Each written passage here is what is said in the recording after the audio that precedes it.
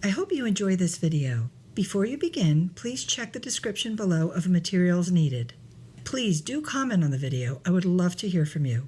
You can hashtag your work on Instagram with hashtag Zentangle with Mimi. My website is in the description. Don't forget to subscribe to learn more. Take care and be well. What we're going to use is a piece of cardstock, roughly 8 inches by 2 inches. It's a nice bookmark size. Tools are a pencil, a shader, which is just a twisted piece of paper, and a Micron pen. If you don't have those, Q-tip is a good smudger. Sharpies work well. Work with what you have. Traditionally in Zentangle, we'll use our pencil to set up what they call a string, just breaking down your space. Put a dot in each corner. You're ready to begin. And then we're going to just connect those dots. Doesn't have to be super straight or fancy, but we're just going to make a little framework to work in. So with your pencil, just connect the dots.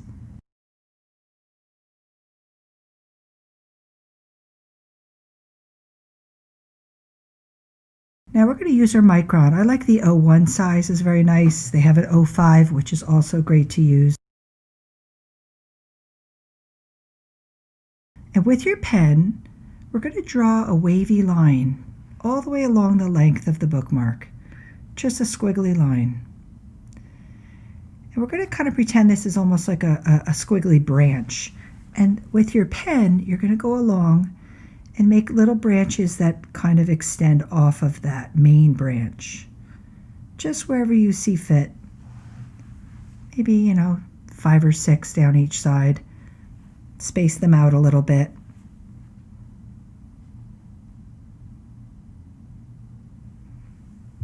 And then with your pen, we're going to just create a little, almost like a greater than symbol or a little tent that just goes right above the end of each branch. It's not connected to the branch. Just make a little marker right above, and that's going to be like a guide for us to connect from one of those greater signs to the next in a very squiggly kind of way. So just with your pen, draw kind of a squiggly, kind of wavy line that follows along all the way from one greater than sign to the next. That's kind of your guide. Connect from one to the next. We're going to fill in the background with a great pattern that's very simple. It's just bubbles or circles. And if your circles are more oval shape, no worries. What I'd like you to do is to draw as many of them as you can in the background, big and small. I usually start in those little nooks right there and just snug it right up to the plant. And then if there's a bigger space, make a larger bubble. So wherever you have large space, make a larger bubble because that variation makes it a little more interesting. If you drew a whole lot of teeny tiny ones, you'll be here for quite a while. Now we're going to take our pen and we're going to just blacken in or darken these little nooks and crannies. Just kind of fill in these little spaces, maybe in between where the bubbles meet the plant. You don't have to outline the whole thing, just what makes sense to you. Sometimes you just see a little space that needs a little darkening. What that will do is create a little shadow and kind of pop this out a little bit. And I refer to it as a plant because it starts to look to me a little bit like a piece of seaweed or some kind of lettuce leaf. What's nice is it's a very organic pattern. So what I would like you to do next is take your pencils and we're going to just outline that entire little plant or leaf in a rather thickish manner. Just lay that graphite right along the edge, right over the bubbles. Just fill in just along the edge. You're almost redrawing that squiggle line. Kind of just keep it away from the white part in the middle. And don't worry about the bubbles, you're just going to cover them. Try not to go into the plant piece, but just all on the outside. Lay a little graphite. Next, we're going to take that little shader tool. It has a beveled edge. You're going to press that beveled edge right against the pencil and kind of smudge it out.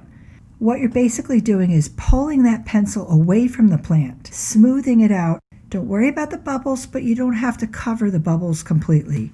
just kind of fuzz it away from the plant. I have a couple of variations. You can use watercolor pencils if you wanted to take that same pattern and add a little color. The pencils I'm using are called Inktense by Derwent. Those you would order online. You can use any watercolor pencil. You could use a marker. You could use a regular color pencil if you don't even have paintbrushes, and just outline your plant with a color and just kind of soften it away from the plant. But you're going to see with a brush and a tiny drop of water, I can then kind of transform that outline into a softer kind of color, sort of fuzzy shadow outside the plant. So if you do have a paintbrush and you're using watercolor pencil, just kind of get it wet and pull it away from the plant. Again, just covering the bubbles, but not completely, just, fuzzing it away from the plant, fuzzing it away from those branches.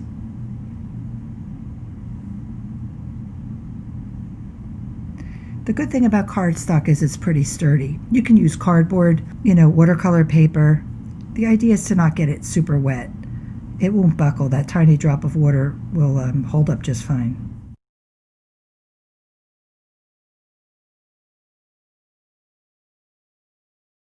Once you have that covered, you can take another color, complementary color.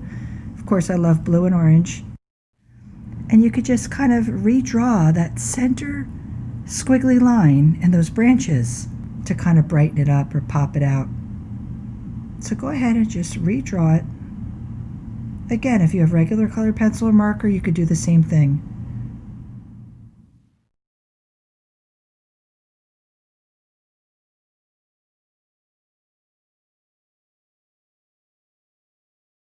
If we take the brush and a little tiny drop of water, we're going to soften and kind of brighten up that color just a little bit. I'm not filling it in. It's kind of nice to leave that white edge. Just kind of fuzzing it out a little bit. If you don't have a paintbrush, you could try even a little Q-tip or something like that. So there you have it. There's a couple of variations of that bookmark. Here's another bookmark I made just using pen, pencil. Here's one with more color. That's two patterns. The pattern with all those little beams going across is called Hollabaugh. And then I use a couple of other patterns as fill patterns in the background. Now, I'm a fan of the Jelly Roll pens. They're fantastic. Little sparkle, little shine. All you need is a little kind of hint somewhere. So there's a little gold on the edge of that and a little shiny blue dot on one of the other patterns, as you can see. So basically, just take whatever you have, sit down, give yourself a few minutes to relax, make a bookmark, do something for yourself. That's fun. Thanks for watching. Happy tangling.